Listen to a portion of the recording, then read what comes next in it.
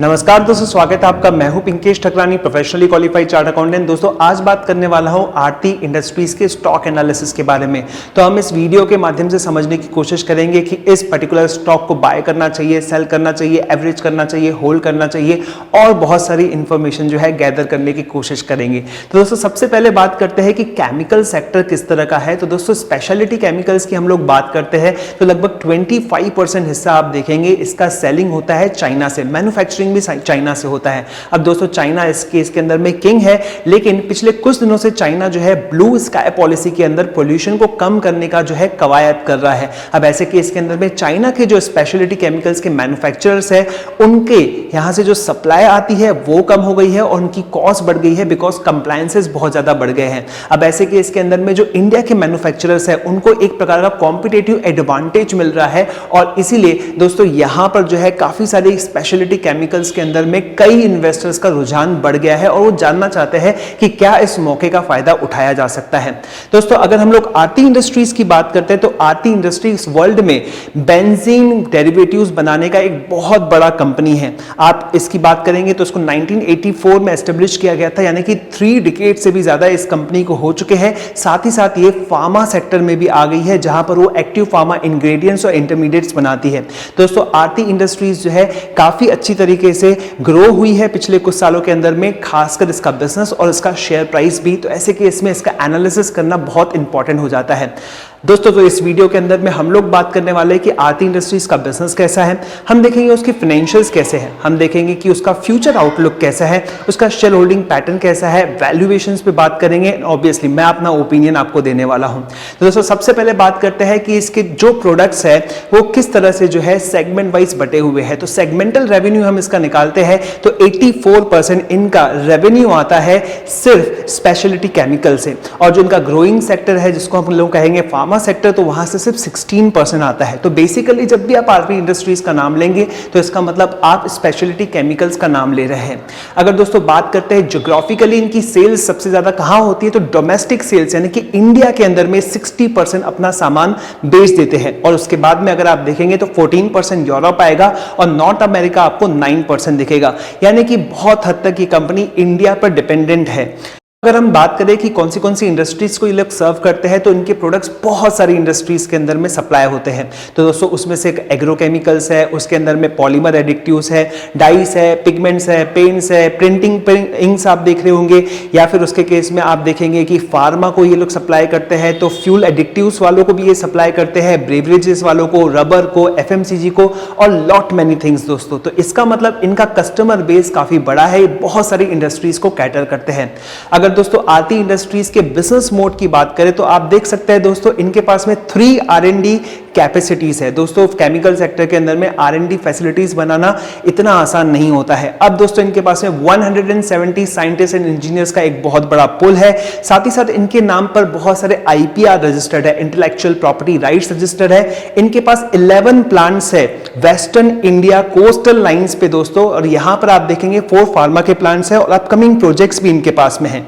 अब दोस्तों chemical sector के अंदर में इतना आसानी से आप एंटर नहीं कर सकते, बिकॉज R&D करते रहनी पड़ती है आपको। प्रोडक्ट्स बहुत ही अलग अलग टाइप के होते हैं, इसकी वजह से जो है इस पर्टिकुलर बिजनेस में एक बिजनेस मोड आता है जो आरती इंडस्ट्रीज को देखते हुए मिलता है। अब दोस्तों बात करते हैं आरती इंडस्ट्रीज के पास किस किस तरह के ग्राहक है, यानी किस तरह के कस्टमर्स है। तो आप देखेंगे दोस्तों बड़े बड़े नाम इसमें शामिल है, 3M हो गया, अतुल हो गया, सिप्ला हो गया, क्लैरेंट केमिकल हो गया दोस्तों, हर्ट्समैन हो गया। इसके अलावा आप देखेंगे फाइजर इसके अंदर में है, सन फार्मा भी इसके अंदर में है। तो इनके पास में क्लाइंट्स की लंबी लिस्ट है। तो अब दोस्तों बात करते हैं इसके फाइनेंशियल्स की, तो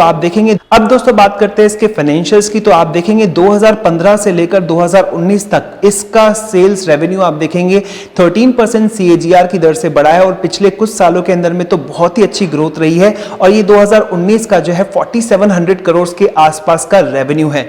अगर दोस्तों इसका अर्निंग बिफोर इनकम टैक्स, यानी कि एक प्रकार से ऑपरेटिंग प्रॉफिट का समझ लीजिए, कैश प्रॉफिट समझ लीजिए, वो ग्रो हुआ है 20% CAGR से और पिछले कुछ सालों के अंदर में जो है आप देखेंगे 18-19 में काफी अच्छे से ग्रो हुआ है और अभी ये पहुंचा है 965 पर। अगर दोस्तों हम लोग बात करते हैं इनके स्पेशलिटी केमिकल्स की थी। तो आप देख सकते हैं 9 महीने का फिगर देखिए दोस्तों, यहां पर पिछले साल के 9 महीने, पहले 9 महीने दिसंबर क्वार्टर तक का 2900 का इनका रेवेन्यू हुआ करता था, लेकिन दोस्तों ये घट गया 2700 हो गया। लेकिन आप देखिए दोस्तों, इनका रेवेन्यू 2900 है, इनका जो ईबिट है, अर्निंग बिफोर इनकम टैक्स है, 568 करोड़ का है, लेकिन रेवेन्यू कम होने के बाद में आप देख सकते हैं इनका ईबिट यहां पे बड़ा है। So what is the strategy? ये स्ट्रेटजी ये अपना रहे हैं कि ये हाई मार्जिन प्रोडक्ट्स को बेचने पे कॉन्सेंट्रेट कर रहे हैं, इसकी वजह से इनकी मार्जिन्स यहां पर रिफ्लेक्ट हो रही है। तो ये काफी अच्छी स्ट्रेटजी दिखती है। अगर दोस्तों इनके फार्मा डिवीजन की बात करें तो सेम चीज यहां पर भी रिपीट होती है। पहले 9 महीने FY19 की बात करें तो 513 करोड़ रुपए का इनका रेवेन्यू आता है, उसमें से 85 CR ये लोग जो है इबिट के तौर पे कमाते हैं।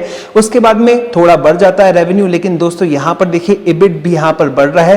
तो बेसिकली यहां पर अगेन वो लोग वैल्यू एडेड प्रोडक्ट्स जो है बेच रहे हैं, जिसका हायर कंट्रीब्यूशन हो। रेगुलेटेड मार्केट्स के अंदर में ये बेच रहे हैं, ऑफ पेटेंटेड जेनरिक्स जो है रेगुलेटेड मार्केट्स के अंदर में बेच रहे हैं। तो ऐसे केस में इनका मार्जिन बढ़ रहा है। तो ये काफी अच्छी स्ट्रेटजी आरती इंडस्ट्रीज की दिखती है। अब दोस्तों सेम चीज हम इनके क्वार्टर एनालिसिस के अंदर में भी देखने की कोशिश करेंगे।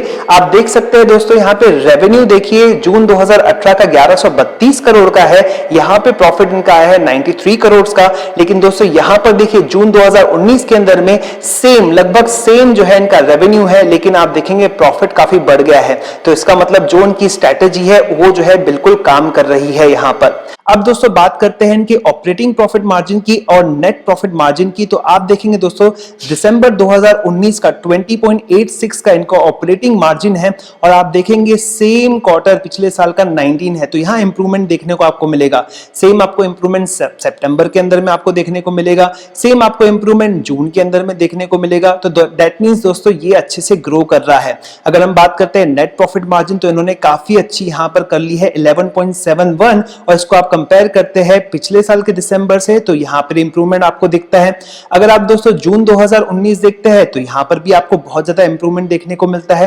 तो दोस्तों इसका मतलब एक कंपनी जो है अपनी स्ट्रेटेजी के हिसाब से सही फाइनेंशियल्स जो है यहां पर दिखा रही है, ये इनकी स्ट्रेटेजी काम करते हुए दिख रही है। दोस्तों अब बात करते हैं इनके फ्री कैश फ्लोस की। तो आप यहां पर देख सकते हैं कि इनका कैश जनरेटेड निकला है 334 करोड़ का, और लेकिन दोस्तों यहां पर उन्होंने कैपेक्स कर दिया है 600 करोड़ के करीब का। तो यहां पे नेगेटिव कैश फ्लो है।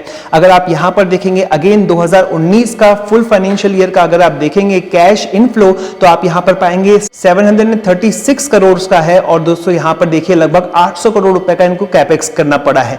अब दोस्तों इसकी वजह से इनका नेगेटिव कैश फ्लो आ जाता है, और इस नेगेटिव कैश फ्लो को पूरा करने के लिए ये लोग लॉन्ग टर्म बोरोइंग्स ले रहे हैं या फिर QIP राउंड्स करवा रहे हैं। तो दोस्तों यहां पर जो है किसी को देखकर तकलीफ हो सकती है, लेकिन ये कंपनी की ब्रॉडर स्ट्रेटेजी है जिसके अंदर में वो R&D कर रही है या फिर अपने जो है प्रोजेक्ट्स को तैयार कर रही है ताकि आगे चल के सेल्स रेवेन्यू बढ़ सके। तो मुझे ये चीज जो है, जी हाँ, नेगेटिव कैश फ्लो जो है कभी भी अच्छा नहीं लगता है, लेकिन क्योंकि कंपनी इसमें एक्सपांशन कर रही है रेवेन्यू वगैरह बढ़ाने के लिए, अपनी प्रॉफिटेबिलिटी फ्यूचर में बढ़ाने के लिए, तो मुझे यहाँ पे कोई प्रॉब्लम नहीं दिखता है। अगर दोस्तों हम लोग बात करते हैं कि डेट इक्विटी रेशियो का, तो आपको ये लगातार कम होते हुए दिखेगा। 2014-15 में ये 1.18 था, तो जो दोस्तों लगातार जो है ये थोड़ा कम हुआ, लेकिन उसके बाद आप देख सकते हैं 2017-18 के अंदर में 1.26 हो गया। लेकिन दोस्तों अब 2018-19 के अंदर में काफी कंफर्टेबल दिख रहा है 0.88 पर। तो दोस्तों स्टैंडर्ड अगर हम माने कि 2 से ज्यादा नहीं होना चाहिए, यहां पर कंफर्टनेस जरूर दिखती है, और खासकर जब कंपनी ज्यादा प्रॉफिट अर्न कर रही है तो ऐसे केस के अंदर में यहां पर तकलीफ कम दिखती है। अब दोस्तों इनका कॉन कॉल देखते हैं। तो जब इनसे सवाल पूछा गया कि उनके कैपेक्स का क्या इरादा है, तो FY 2021 के अंदर में उनका कहना था कि इनका जो है FY 20 के अंदर में 1000 से 1200 करोड़ रुपए का कैपेक्स करने का इरादा है, और अगले साल लगभग 500 से 700 करोड़ रुपए कैपेक्स करने का इरादा है। जब उनसे इनपुट सब्स्टिट्यूशन के बारे में पूछा गया तो उन्होंने कहा कि उन्होंने कुछ ऐसे प्रोडक्ट्स को आइडेंटिफाई किया है जहां पर वो इनपुट सब्स्टिट्यूशन स्कीम का बेनिफिट ले सकते हैं। अब दोस्तों बात करते हैं आरती इंडस्ट्रीज के शेयर प्राइस की। तो ये इन्फॉर्मेशन मैं टिकर टेप के अंदर में देख रहा हूं, आप चाहे तो टिकर टेप का लिंक डिस्क्रिप्शन में ले सकते हैं, पिन कमेंट में भी ले सकते हैं। ये हमारे वीडियो के स्पॉन्सर्स है दोस्तों, और ऐसे केस के अंदर में आपको इसे जरूर विजिट करना चाहिए। दोस्तों 1007 इसका जो है करंट प्राइस चल रहा है। अभी ये मिड कैप सेगमेंट के अंदर में 17,000 करोड़ के मार्केट कैप के साथ में है, और एक साल में आप देखेंगे दोस्तों इसका कोविड-19 में जो मार्केट फॉल हुआ उसकी वजह से यहाँ पर 668 का लो आया, लेकिन दोस्तों उसके बाद में बहुत बढ़िया छलांग जो है कंपनी ने लगाई है। और दोस्तों इसका जो 52 वीक हाई है ये आता है 1192 पर। और दोस्तों ऐसे केस के अंदर में ये कंपनी पर भरोसा शेयर मार्केट में दिख रहा है, ऐसा समझ में आता है। अगर दोस्तों इसके वैल्यूएशन की हम लोग बात करते हैं तो इंडस्ट्री पी जहां 15 के करीब करीब है, आप देखेंगे 32 पर भाग रहा है, तो इसका वैल्यूएशन थोड़ा प्रीमियम हमको यहां पर दिखाई देता जरूर है। लेकिन दोस्तों क्योंकि ये इसके पास मोट अवेलेबल है, इसके पास स्पेशलिटी केमिकल्स के अंदर में R&D फैसिलिटीज है या फिर फार्मा के अंदर में US FDA प्लांट है, तो ये जस्टिफाइड भी दिखता है। दोस्तों अगर कंपनी की बात करें फ्यूचर आउटलुक, तो हमको इस पे स्पेशलिटी केमिकल सेक्टर से जो है इसको मिला के देखना चाहिए। और दोस्तों यहाँ पे कोविड-19 का इफेक्ट भी समझना चाहिए अपन लोगों को। तो दोस्तों स्पेशलिटी केमिकल्स के अंदर में देखिए इस कंपनी में सबसे बेस्ट बात है कि इसका किसी भी तरह का सिग्निफिकेंट इंपोर्ट एक्सपोर्ट चाइना से या चाइना पर निर्भर नहीं करता है। तो दोस्तों ऐसे केस के अंदर में इसको बहुत ज्यादा बेनिफिट मिलने वाला है, क्योंकि अगर चाइना से सप्लाई कम हो गई तो ये कंपनी जो है वहां पर सप्लाई करना शुरू कर देगी जहां जहां चाइना सप्लाई करता था। दोस्तों फिर क्रूड प्राइसेस कम हुए हैं, इसका बेनिफिट जो है इनके कॉस्ट ऑफ रॉ मटेरियल पे पड़ता है, तो यहां पर उनकी मार्जिन्स इंप्रूव होती है। और जहां तक हम लोग फार्मा सेक्टर की बात करें तो फार्मा एसेंशियल्स के अंदर में आता है। और आप तो देख चुके हैं कि कोविड में मार्केट डाउन था लेकिन फार्मा कंपनीज के शेयर्स ऊपर जा रहे थे, तो इसका बेनिफिट भी यहां पर होने वाला है। और क्योंकि दोस्तों इनका फार्मा सेक्टर नया है तो ये ग्रोइंग सेक्टर दिख रहा है, ज्यादा ग्रोइंग सेक्टर दिख रहा है कंपेयर टू स्पेशलिटी केमिकल्स। दोस्तों यहां पर इनके शेयर होल्डिंग पैटर्न की हम लोग बात कर लेते हैं, तो आप देखेंगे दोस्तों प्रमोटर्स का 47% का स्टेक है और यहां पे फॉरेन इंस्टीट्यूशनल स्टेक जो है बड़ा है। दिसंबर 2019 में आप देखेंगे दोस्तों 7.48% था, वो बढ़ के हो गया है 8.27%। अगर दोस्तों डोमेस्टिक इंस्टीट्यूशनल इन्वेस्टर्स की बात करें तो ये लगभग स्थिर है। तो ऐसे केस के अंदर में यहां समझ में आता है कि FIIs एंड DIS का यहां पर काफी अच्छा सपोर्ट आरती इंडस्ट्रीज को मिलते हुए दिख रहा है। अब दोस्तों मेरा ओपिनियन क्या है इसके ऊपर में, तो दोस्तों मैं आपको पहले ही बता देता हूं कि ये वीडियो किसी भी तरह का बाय या फिर सेल रिकमेंडेशन नहीं है। आपको किसी भी यूट्यूब वीडियो के बेसिस पे डिसीजन नहीं लेना चाहिए। हर तरह के डिस्क्लेमर्स यहां पे लागू है डिस्क्रिप्शन के अंदर में। तो दोस्तों मुझे ये कंपनी अच्छी लगी और इस केस के अंदर में अगर आपका इन्वेस्टमेंट है और थोड़े ज्यादा रेट से लिया हुआ है तो उसकी रिकवरी की पूरी चांसेस है। और मुझे ये भी दिख रहा है कि कोविड-19 होने के बावजूद भी अगर कंपनी में इतना तगड़ा मोमेंटम वापस आ सकता है, 650 के लेवल से ये ऊपर आता है वापस अपने जो है 1000 के लेवल से, तो आगे भी जो है इसके शेयर प्राइस में उछाल आने की बहुत संभावना है। अगर इसमें गिरावट आती है तो इसको ऐड जरूर करना चाहिए, इसको अपने पोर्टफोलियो का हिस्सा बनाए रखना चाहिए और इसमें डरने की कोई बात नहीं है। तो ये था दोस्तों मेरा एनालिसिस आरती इंडस्ट्रीज के बारे में। आई होप आपको ये वीडियो पसंद आया होगा। अगर आपको ये वीडियो पसंद आया होगा तो इसको लाइक कर दीजिए, चैनल को सब्सक्राइब कर दीजिए, बेल आइकन दबाना मत भूलिएगा और हां अपने दोस्तों के साथ इसको शेयर करना मत भूलिएगा। इसी तरह के और वीडियोस में लाता रहूंगा। तब तक के लिए नमस्कार दोस्तों।